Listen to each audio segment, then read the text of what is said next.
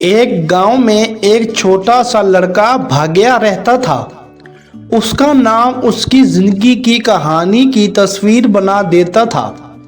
بھاگیا کی ماں باپ کام کرنے والے لوگ تھے جو محنت سے اپنے بچوں کی پڑھائی اور پرورش کو بہتر بنانے کی کوشش کرتے تھے۔ بھاگیا چھوٹے سے گاؤں میں اپنے خوابوں کی دنیا میں کھو گیا تھا۔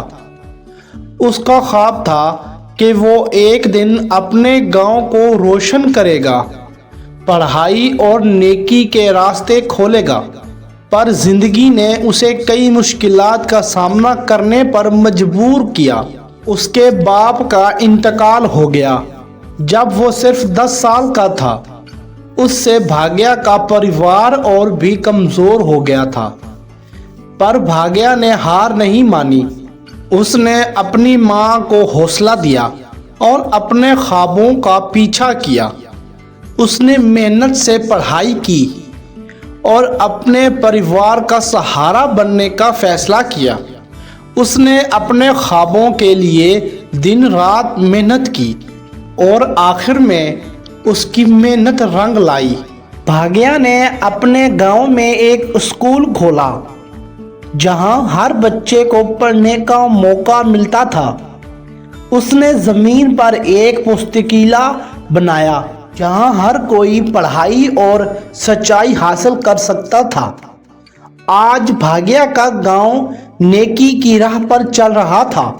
اس کے خواب پورے ہو گئے تھے اور اس کا نام آج ان لوگوں کے سوچ اور زندگی میں چمک رہا تھا جو پہلے اندھیروں میں تھے۔ اس کہانی سے ہمیں یہ سیکھ ملتی ہے کہ اگر ہم اپنے خوابوں کا پیچھا کرتے ہیں اور محنت سے انہیں حقیقت میں بدلتے ہیں تو کوئی بھی مشکل آسان ہو سکتی ہے۔ بھاگیا کی کہانی ہمیں یہ دکھاتی ہے کہ بھاگیا وہی لکھتا ہے جو ہم خود بناتے ہیں۔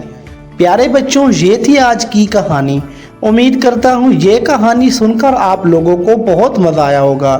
اگر آپ لوگوں کو یہ کہانی اچھی لگی ہے تو اس کہانی کو لائک کریں، شیئر کریں اور ایسی مزے کی اینیمیٹڈ کہانیاں دیکھنے کے لیے اس چینل کو سبسکرائب کریں۔